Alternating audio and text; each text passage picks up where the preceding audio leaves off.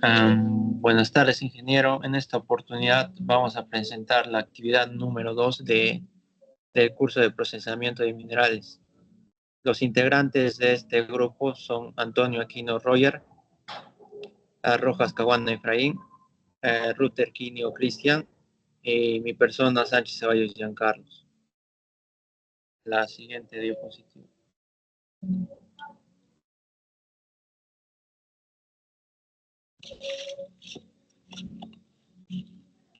En esta parte voy a explicar un poco de lo que es la separación sólido-sólido en una planta concentradora. Para esta separación sólido-sólido, busca separar más que nada partículas sólidas mediante los siguientes métodos. El primero es que a través de medios densos, donde hace uso de la diferencia de densidades para ver cuál el mineral que se va a ir para hacia arriba, en este caso va a flotar, y la ganga, que es el mineral estéreo, va a ir hacia abajo. También hay otro método que es por la gravimetría, donde aprovecha, al igual que el anterior método, las diferencias de densidades. La magnética y electromagnética es otro método de separación sólido-sólido, donde aprovecha el campo magnético que va a tener ciertas atracciones, algunos minerales como los que están de sulfuro de fierro, y por último la parte eléctrica, donde hace uso aprovecha propiedades de la conductividad. Entre estos métodos, el más destacable es el de flotación por espumas. En este método se aprovechan las propiedades hidrofóbicas, donde los minerales van a tender a adherirse a la espuma que se va a formar, ya que se va a ir bombeando desde la parte de abajo aire y van a ir formando espumas, que estas espumas se van a ir a la parte superior. Y la parte hidrofílicas, donde en este caso los minerales que tienden a adherirse, en este caso al agua, y esta se va a ir al fondo de la celda de flotación. Las variables que se consideran en este caso son las cantidades de aire. Si queremos ver cuánto de aire se va a bombear hasta a esta celda de flotación, tenemos que usar la siguiente fórmula, que es de volumen de aire va a ser igual al volumen de partícula por la gravedad específica, en este caso el material, menos la densidad del fluido, todo dividido entre la densidad del fluido.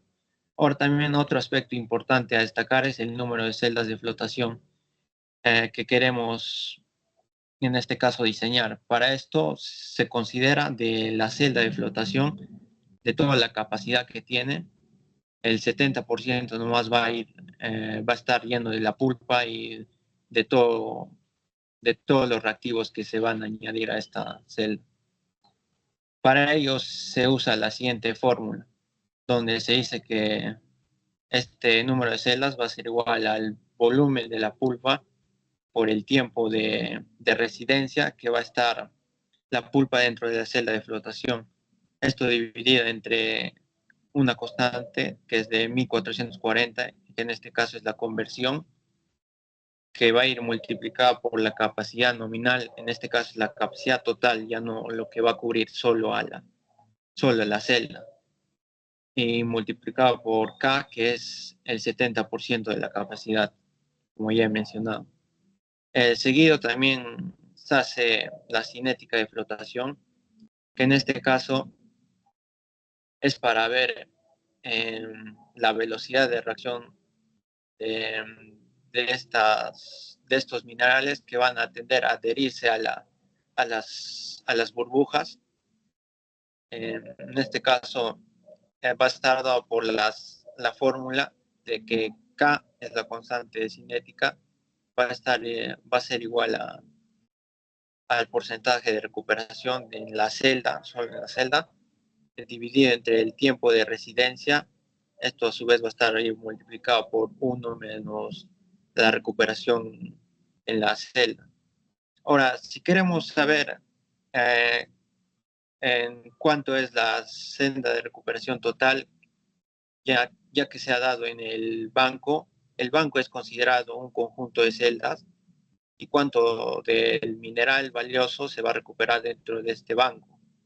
Esto va a dar dado por la siguiente fórmula, que es 1 menos 1 sumado más la constante, que ya sabemos cuál es mediante la anterior fórmula, multiplicado por el tiempo de residencia, y todo esto va a ir elevado a la menos n, que es el número de celdas, que ya también lo hemos hallado con la anterior fórmula. Ahora, si queremos saber el tiempo de residencia que va a permanecer el mineral, se usa la fórmula que es volumen útil, el volumen que va a ingresar a la celda de flotación, dividido entre el flujo volumétrico, en este caso el caudal. Ahora, para explicar más que nada cómo se da estas relaciones de fórmulas, en la siguiente diapositiva, por favor.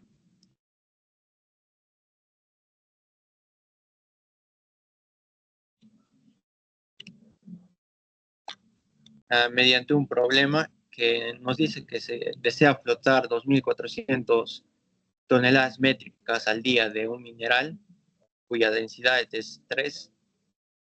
La pulpa alimentada al circuito de flotación tiene 25% de sólidos y se ha determinado que se requiere 10 minutos de flotación y nos pide calcular el número de celdas cuyo volumen nominal es de 24 pies al cubo sobre celda. En este caso sería 0.68 metros cúbicos. En este caso, primero queremos hallar el volumen de pulpa que se alimenta al circuito. Para ello, vamos a hacer uso de la fórmula de dilución de pulpa, que en este caso viene dado por la razón de 100 menos el.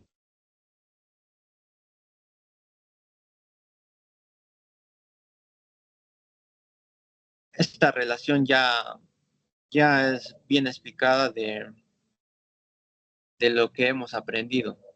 En este caso se reemplazaría que la fórmula y nos saldría un valor de 3, que en este caso es que 3 toneladas que ingresa de agua, también se va a necesitar una tonelada sobre métrica del sólido que ingresa. En este caso, vamos a seguir hallando el tonelaje por día de agua. En este caso, la relación va a ser de 3 por 2.400. 2.400 es la cantidad de alimentación y que nos daría un total de 7.200 toneladas métricas al día que ingresa de agua. En este caso, como es una relación de 3 a 1, para el volumen de aguas, si queremos hallar el volumen de agua nomás, sería la relación de 7.200 toneladas métricas al día, dividida entre una tonelada métrica sobre metro cúbico. Esto nos daría un valor de 7.200 metros cúbicos sobre día. Y para la relación de volumen de sólidos sería de 2.400 toneladas métricas al día, dividido entre 3 toneladas métricas al día. Esto nos daría un valor de 800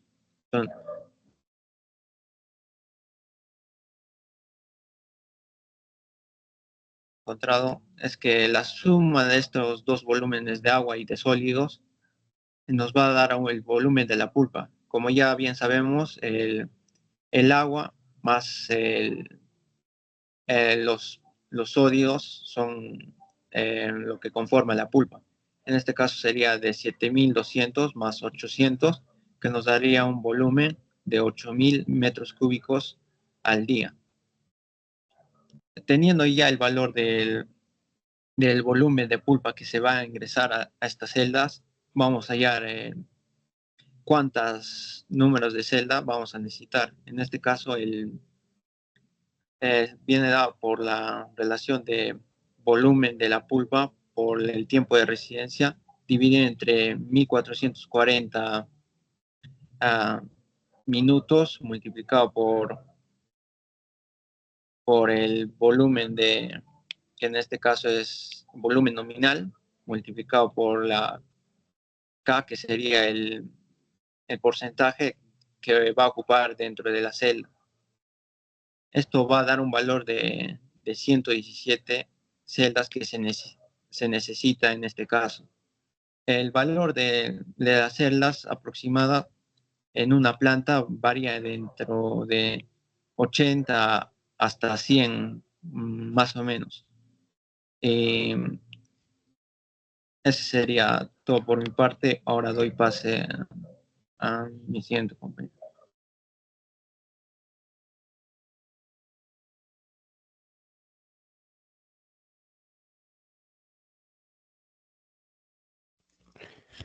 Ya, continuando con la exposición.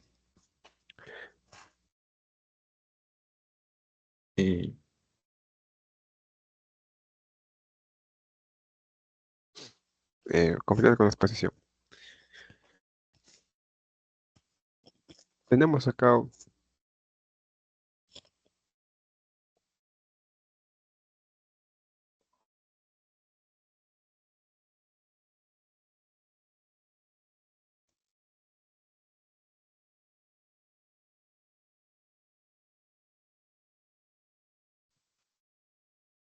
Bueno,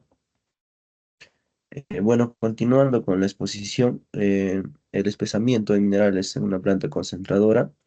El espesamiento ocurre por sedimentación de partículas y se considera la primera etapa del desaguado, que produce lodos entre el 45 y el 75%. Eh, Dejando esto, el líquido que nos va a sobrar con 1% de sólidos. La sedimentación se realiza en aparatos denominados espesadores. ¿Qué son los espesadores? ¿Podrías pasar la siguiente diapositiva?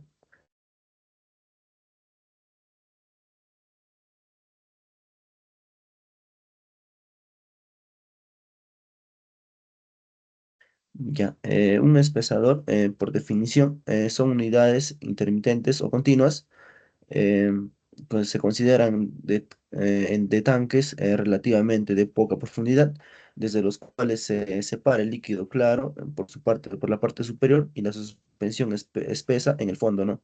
El espesamiento es un proceso de sedimentación, como había mencionado, continuo, mediante el cual se reduce el contenido de agua de los productos de la concentración hasta obtener una pulpa de alto contenido en sólidos, llamado underflow, que se evacúa continuamente con medios mecánicos del estanque de sedimentación, mientras que el agua decantada abandona el estanque en forma de rebalse por la parte superior como overflow. Eh, También es continuo y y contiene sólidos también, ¿no? Lo que es el overflow, pero ya es en poca cantidad, como había mencionado, que es el 1%. Ya, el espesador consta con cuatro zonas: zona A, zona B, zona C y zona D. La zona A es la zona de clasificación o zona clasificada; la zona B, de sedimentación, por donde ingresa la pulpa; la zona C, o intermediaria entre la sedimentación y la compresión. En cambio, la zona D es la zona de compresión, en la que los sólidos eliminan parte de agua por compresión. Como estructura del espesador, consta de cinco partes más principales. Una es el cilindro de alimentación, la cual orienta la dirección de la pulpa. El tanque viene a ser de acero o de concreto, dependiendo, ¿no?, el material que se va a tratar. Los brazos de rastrillo se mueven sobre el fondo inclinado. Esto es para ayudar a la sedimentación. Las paletas o scraps están ubicados a 90 grados respecto a los rastrillos y que orientan los sólidos hacia el cono de descarga. Eh, El último es el mecanismo de propulsión de los rastrillos, provee el torque que mueve los brazos y paletas contra la resistencia de los sólidos. Los floculantes son sólidos de alto peso molecular. Su funcionamiento es neutralizar las cargas del mismo signo que se hace las partículas finas que queden arriba. De esta manera las partículas entran en contacto y se adhieren alrededor de las partículas. Se encargan como soluciones muy diluidas, ¿no? En forma gradual. Las variables operativas, para ello tenemos, para lograr un buen espesamiento, ¿no? Que es necesario la alimentación continua y la cantidad adecuada del material. También se debe considerar que el rebose sea lo máximo posible para optimizar, ¿no? El producto es pesado, también tenemos que tener en cuenta que el producto es pesado, tenga la densidad fijada para evitar dañar el filtro. ¿Puedes pasar a la siguiente diapositiva? Ya. Acá en la imagen nos muestra la zona de alimentación, el rebose de agua clara, las cuatro zonas que había mencionado, ¿no? La zona A, B, C y D, la zona de clasificación, sedimentación, y transición y compresión. También nos muestra el rastrillo y la zona de descarga. La siguiente diapositiva, por favor.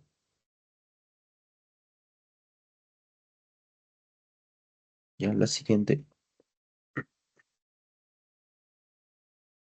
En el ejercicio de aplicación, para entender un poquito más el tema, nos dice que un clasificador hidráulico que trabaja bajo condiciones de abastecimiento libre contiene un baño acuoso en lo cual hay en suspensión partículas de cuarzo y galena, con el mismo rango de tamaños comprendido entre 6 y 30 micras. Las densidades específicas por el cuarzo y la galena son 2,6 y 7,5 respectivamente. Nos pide determinar los rangos de los tamaños de los cuales se obtendrá el producto formado por las partículas de galena, otro producto formado por las partículas de cuarzo y el producto formado por la mezcla de las partículas de cuarzo y galena. En la solución tenemos que, según los datos que nos aporta el enunciado, tenemos la densidad del agua, que es 1, 1 gramo por centímetro cúbico, la densidad del cuarzo, que es 2,6 gramos por centímetro cúbico, y la densidad de la galena, que es 7,5 gramos por centímetro cúbico. La siguiente, por favor. Ya. Para entender más y usar nuestra fórmula, vamos a denotar como D de cuarzo y D de galena como tamaño de partículas de cuarzo y galena respectivamente. Entonces, la fórmula sería el tamaño de partículas de galena va a ser igual al tamaño de partículas de cuarzo multiplicado por la densidad del cuarzo menos la densidad del agua, sobre todo esto sobre la densidad de galena menos la densidad del agua, esto elevado a la 1 medio, ¿no? Ya. En este caso, para la galena, vamos a reemplazarlo. Como ya tenemos los datos que se nos ha proporcionado, el rango de 6 a 30, en este caso es de la galena, multiplicamos 30 por 2,6, que es la densidad del cuarzo, menos la densidad del agua, que es 1, sobre la densidad de la galena menos la densidad del agua, ¿no? Elevado a la 1 medio, y esto nos da 11,88 micras, lo que es correspondiente a la galena. Eh, para hallar el tamaño de partículas del cuarzo, la operación es similar, ¿no? La cosa, intercambiamos nomás el producto que se quiere hallar. En este caso, la densidad del cuarzo es igual a la densidad de la galena, multiplicado por la densidad de la galena menos la densidad del agua, es sobre la densidad del cuarzo menos la densidad del agua elevado al 1 medio, ¿no? Reemplazando de la misma manera, la densidad del cuarzo nos va a dar a 12,09 micras, ¿no? Esto nos quiere entender que el cuarzo y la galena están en tamaños comprendidos entre 12,09 micras y 30 micras para las partículas de cuarzo, y también entre 6 micras y 14,88 micras. Eso sería todo. Gracias.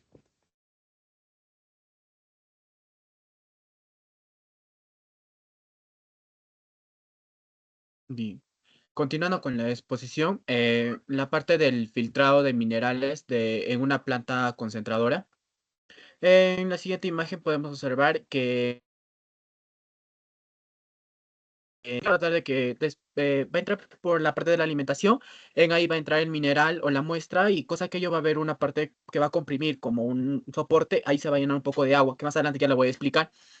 Y en este caso esto va a tender a aplastar y con la cosa que ahí se puede, con la tela, una franela, va a tenerse a eliminarse el mayor porcentaje de agua. Esto es lo que quiere representar la imagen, ¿no? Que está un poco animado la imagen. Bien. De minerales en una planta concentradora. Esto quiere decir que el filtrado de minerales en una planta concentradora va a ser una etapa crucial en el procesamiento de minerales, ya que específicamente va a ser después de la molienda y la flotación. El objetivo que se busca con esto es separar lo que es los minerales valiosos de los no deseables, ¿no? O de los que no nos va a servir en este caso.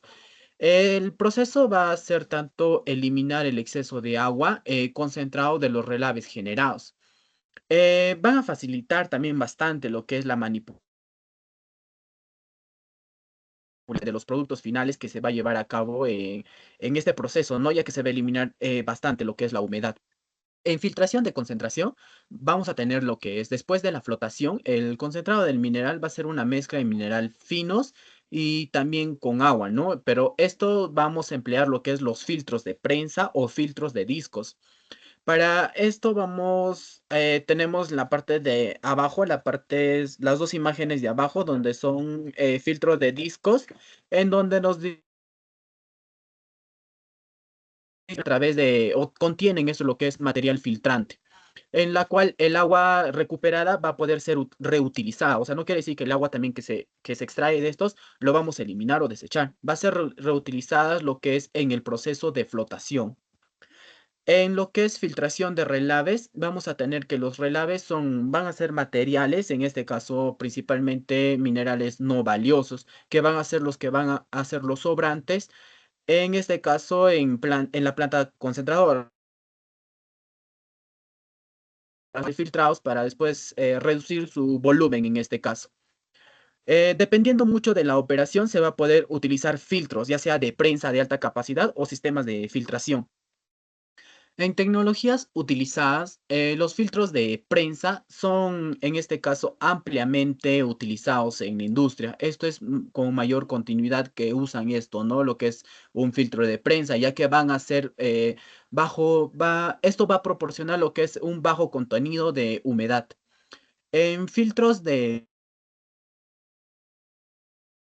principalmente para filtrar concentrados y relaves. Estos tienen lo que es discos rotatorios en las cuales estos están cubiertos con un material filtrante, ¿no?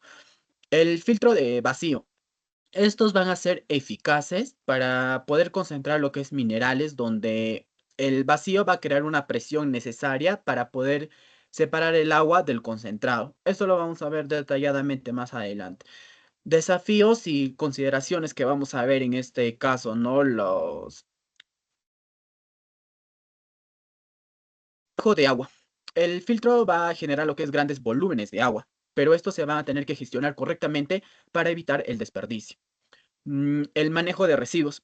Los relaves filtrados en este caso pueden contener residuos tóxicos, dañinos o elementos contaminantes. Es aquí donde vamos a tener que gestionar correctamente todo esto para evitar en este caso el desperdicio de grandes cantidades. La eficiencia energética. Algunos sistemas de filtrado van a necesitar energía, ¿no? En este caso, pero tenemos que saber reutilizar ello o a usar el uso correcto. Va a ser esto a grandes presión, va a tener una grande presión en la cual va a requerir grandes cantidades de energía. Bien, el área de filtrado. En el área del filtrado, como ustedes pueden ver en la imagen, en la parte de aquí, son filtros, en este caso en placas, en donde van a pasar por aquí y después van a tener lo que es una descarga, donde va a estar en una forma cónica para posteriormente ser llevado ya a la industria, ¿no? Esto va a buscar lo que es reducir el contenido de humedad. Supongamos que estamos trabajando en una empresa que su objetivo es obtener cobre. Pues esto a un nivel económicamente, o sea, para que sea esto transportable, para que su economía no afecte, ¿no? Los ingresos va a ser, supongamos que tiene un ingreso con un porcentaje del 46% de sólidos a un 91% de sólidos. Los procesos va a ser que las capas van a comprimir lo que es las mismas, o sea, van a comprimir lo que es el material o la muestra para en este caso poder reducirla aún mayor su humedad. El filtro de placas. En la imagen podemos observar, este es un ejemplo de un filtro de placas en las cuales esto tiene un porcentaje al 10%. Esto va a ser su utilización, una tela, ¿no? En las partes de acá de las fajas, en las que los sólidos van a formar la torta o el queque, ¿no? Su capacidad o determinación de la cantidad y área de las placas va a ser el área de la tela. En la imagen podemos observar que por la parte de aquí va a ser lo que es el ingreso de la alimentación. Entonces, esto se va a ir acumulando y va a ejercer una presión. Y en la parte amarilla de acá va a ser la descarga, en donde va el agua en exceso. Y en la parte intermedia, la parte blanca, esa es lo que es la tela, que va a ayudar a eliminar el agua. Luego, siguiendo, se va a llenar por la parte superior agua. Lo que se va a llenar agua, ¿para qué? Para que ejerce una presión y la cual esto puede hacer que el material pueda ser comprimido y así eliminar el exceso de agua que se va eliminado por la parte amarilla. Pero ahora, ¿cómo eliminamos esta agua que se ha agregado? Pues por la parte de aquí vamos a agregar lo que es viento, aire. Y entonces esto va a hacer que y así pueda ser eliminado el agua por la parte de arriba. Y después el material o la muestra que nosotros tenemos va a ser llevados a través de las fajas para de esta forma hacer su descarga correspondiente. Bien, ¿qué tratamiento, mantenimiento o cambio va a haber en la tela filtrante? Las telas a veces van a tender lo que es a romperse, van a tener a corroerse. En este caso, para poder cambiar estas telas, ¿no? Vamos a tener que hacer mediante una unión, que en que es en la parte intermedia y aquí, o ganchos metálicos, ¿no? Y así sucesivamente se va a ir cambiando la tela. En este caso, se van a presentar lo que es distribución en los diferentes equipos que van a operar en la planta concentradora. Entonces, también en la exposición hemos podido observar que hemos podido detallar de una manera general el funcionamiento de las principales máquinas, ¿no? Que van a ayudar en este caso en la filtración. Bien, en un ejercicio de aplicación vamos a tener cada concentradora, se va a tratar lo que es un mineral con un contenido inicial del 60% de sólidos. Después de pasar por el filtro, el mineral tiene un contenido de humedad del 20%, que es nuestra base húmeda, ¿no? Como ya les explicaba, va a entrar un 60% de sólidos, pero esto tiene una cierta cantidad de humedad. Y al salir va a tener un 20% de humedad. La planta filtrante va a tener 500 toneladas de pulpa al día. Entonces nos pide calcular lo que es la cantidad de sólidos secos producidos, la cantidad de agua eliminada en el proceso y el rendimiento en porcentaje. Para darle solución a esto, vamos a hallar lo que es la cantidad de sólidos secos, que su fórmula es el flujo de pulpa multiplicado por el porcentaje de sólidos iniciales, donde el flujo de pulpa nos dice el problema que va a ser 500 toneladas por día. Su porcentaje de sólidos iniciales nos dice que es 60%, que va a ser igual a 0.6. Entonces, multiplicando, ¿no? Para hallar lo que es la cantidad de sólidos secos, va a ser 500 por 0.6, que es 300 toneladas por día de sólidos secos. Pues la siguiente pregunta es la cantidad de agua eliminada. La cantidad en este caso inicial va a ser, en este caso, el flujo de la pulpa, ¿no? El agua inicial va a ser el flujo de la pulpa menos la cantidad de sólidos secos que puede existir en este material. Entonces, haciendo la resta correspondiente, que es 500 menos 3, 500 que viene a ser el flujo de la pulpa inicial que nos da, menos el flujo de sólidos secos que hemos hallado anteriormente, que es 300. Esto nos va a dar lo que es la cantidad de agua inicial, que es 200 toneladas por día de agua. Luego vamos a calcular lo que es la cantidad de agua que queda después del filtrado, dado que nos dice que tiene del 20 que es de 20%, ¿no? Que es la base húmeda. Entonces, este 20% a que es igual a 0.2 y nos dice que la cantidad de agua final va a ser cantidad de sólidos secos por la humedad final, dividido eso entre 1 menos la humedad, la humedad final. Que esto viene a ser lo que es la cantidad de agua final, que viene a ser 300, que en este caso es la cantidad de sólidos secos, multiplicado por 0.2, que es el porcentaje de humedad entre 1 menos, en este caso, la humedad final, que es 0.2, ¿no? Haciendo la resolución correspondiente va a ser 60 entre 0.8, que esto es 75 toneladas por día de agua, ¿no? Que nos va a dar en esta pregunta. Entonces, por lo tanto, para poder ahí dar la respuesta final, va a ser el agua, en este caso eliminada, va a ser el agua inicial menos el agua final, ¿no? Entonces, el agua eliminada va a ser 200 menos 75. Y el agua eliminada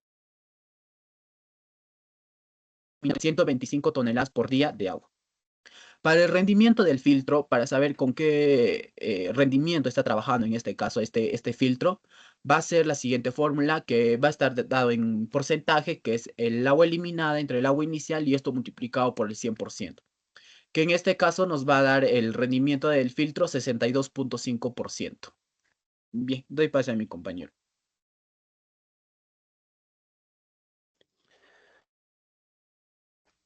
Ok, continuamos con la exposición. Bueno, tenemos otro problema también acá en el caso de flotación. Por ejemplo, nos dice que en la pulpa que se alimente a un circuito de flotación de una planta que trata 2000 toneladas métricas por día de mineral de cobre, se tienen los siguientes datos. Como principales datos que vamos a utilizar en este problema, lo cual nos piden calcular primero los porcentajes de sólidos de la pulpa de alimentación, el número o sea, el cálculo del tiempo también de condicionamiento que se va a llevar al cabo la flotación, número de celdas, el peso del concentrado y también el peso del concentrado en toneladas métricas por hora y también el peso del relave en toneladas métricas por hora. Como primero nos piden calcular el porcentaje de sólidos de pulpa. Nosotros sabemos con la fórmula que, que tenemos ahí en la primera parte, que C sub W es igual a la densidad menos 1000 entre la densidad por K por 100. Entonces, aplicamos esta formulita, ¿no? Y tenemos que ahí la otra parte superior, lo que nos dice P es igual a P doble menos 1 entre W sub K. ¿Por qué menos 1? Ahí es porque si nos damos cuenta, la densidad como dato nos dan 1300 gramos por litro. Estamos pasando a kilogramos por litro. Entonces vamos a dividir entre 1000 todo arriba. Ahí nos quedaría 1, la otra parte es 1.3 y abajo también 1.3. Entonces calculamos los porcentajes de sólidos, pero nos estaría faltando la constante. Esa constante también es fácilmente de calcular, lo cual es el peso específico menos 1 entre el peso específico. Ahí tenemos la fórmula que es igual acá, por dilución. Entonces, el valor de K nos daría un 0,643. Con este valor de K podemos calcular el porcentaje de sólidos. Entonces, reemplazando en la fórmula, nos daría un porcentaje de 35,89, redondeando el porcentaje. Ya tenemos calculado. Y ahora para calcular el tiempo de acondicionamiento de que ha llevado de flotación es muy sencillo. Pero primero necesitamos calcular, por ejemplo, el valor del volumen de la pulpa que va a ingresar. Ahí tenemos la fórmula. Por el tiempo de flotación entre la constante de 1400 por la capacidad nominal que va a estar en metros cúbicos y también por K. ¿Qué es K? K es la capacidad nominal también, pero es un porcentaje de capacidad nominal, lo cual que nosotros hemos averiguado, la capacidad nominal está circulando entre alrededor del 70% a 90%. En este caso, en este problema nos da una proporción de valor de K, que es el caso del 85%. Entonces reemplazamos nosotros, trabajaríamos con 0.85. Entonces reemplazamos en la fórmula donde M va a ser igual al, como me acabo de mencionar, al volumen de la pulpa por el tiempo entre constante. El tiempo que hemos calculado tenemos ahí 10 minutos. Y luego también reemplazamos ese tiempo ahí en la fórmula, que va a ser igual a 10, y también el volumen de la pulpa, que el volumen de la pulpa nos dan ahí también como dato. Entonces, con esos datos reemplazamos en la fórmula que el volumen de la pulpa por el tiempo de 10 minutos entre la constante y también entre la capacidad, que es el 85%, también dividido entre el volumen, la capacidad nominal que tenemos calculado ahí, que es 4.284, nos daría un número de 3 celdas. Siguiente diapositiva, por favor.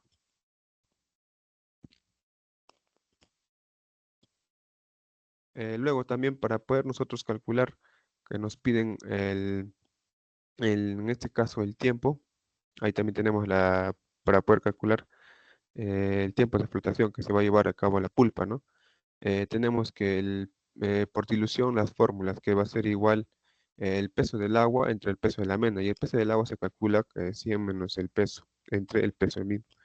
Y entonces esos datos reemplazamos con el 35% que hemos calculado en el anterior, 35,90% redondeando, nos va a dar la densidad de 1,78,51 toneladas de agua por cada tonelada de mineral. Entonces, para nosotros poder calcular el volumen de los sólidos, va a ser el volumen que ingresa entre el peso específico. Nosotros nos está dando como el primer dato. Entonces, realizamos esa división y nos va a dar 714,28 metros cúbicos por día de volumen de sólidos por día. Luego tenemos para calcular nosotros la cantidad de agua. La cantidad de agua, para nosotros poder calcular, como ya tenemos la densidad ahí en esa parte superior que hemos calculado, qué cantidad de agua por tonelada de mineral, y en nuestro caso está ingresando 2.000 toneladas de mineral. Entonces multiplicamos la cantidad de mineral que está ingresando por la densidad. Entonces multiplicamos esa relación y nos va a darse 3.570 metros cúbicos de agua que está ingresando. Luego, para nosotros necesitamos calcular el volumen de la pulpa. Para poder calcular este volumen de la pulpa, ahí si nosotros nos damos cuenta, tenemos el volumen de los sólidos más el volumen del agua.